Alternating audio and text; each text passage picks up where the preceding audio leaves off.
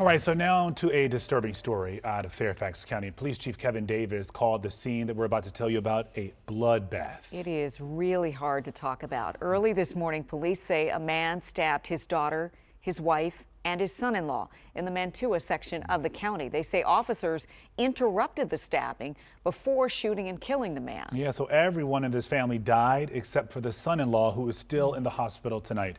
Our Matthew Torres is at Margate Manor Apartments where this all happened. And so, Matthew, what can you tell us about that son-in-law's condition tonight? Yes, so I'm just hearing from Fairfax County Police who say the son-in-law is still in the hospital in critical condition.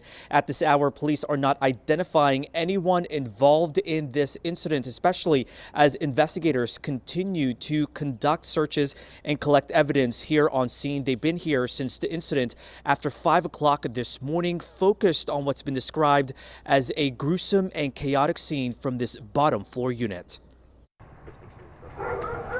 It may seem like any other crime scene from the outside. Multiple victims with stab wounds. But from inside this apartment in Mantua, We also have a shooting victim. Is a scene hard to forget. Literally, there is a bloodbath of a scene in the carnage that was perpetrated by this man in his 50s on his own family is unimaginable. Fairfax County Chief Kevin Davis says one of his officers had to shoot and kill a man in his 50s who refused to drop this curved knife with a 10-inch blade in his hand. He says the officer arrived to find the man in the middle of stabbing his son-in-law. Drop the knife, drop the knife, drop the knife.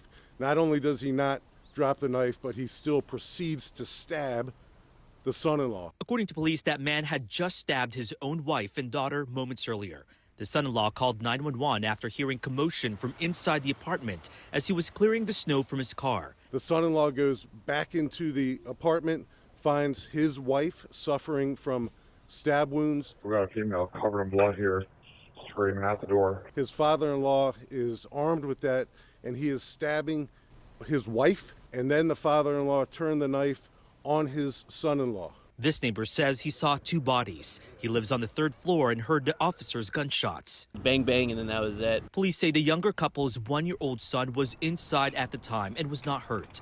As a new father, this neighbor says seeing an officer holding the baby is what struck him the most. I was like, that's weird. That's not something that you see a police officer doing. It's a scene hard to forget, but also hard to comprehend as police try to answer the question, why? I can't imagine anything would compel any human being to butcher his own family like he did today. And Chief Davis also says that police have never responded to this home before for any type of domestic call. He also said the officer who fired the gun did everything according to protocol and is now on what's been described as a modified duty status as this investigation continues. And per police protocol, they will be releasing body cam footage within the next 30 days. Fairfax County Police also telling me that detectives are working with Child Protective Services to connect this 1-year-old baby with another family member. Guys? All of this at 5 a.m. There are just no words. Just haunting. It had to be just a haunting scene there. All right, Matthew, thank you. And unfortunately, that's not the only deadly domestic violence situation we're following in Northern Virginia tonight. A 2-year-old child and 3 adults are dead after what police are calling a murder-suicide in Woodbridge Saturday.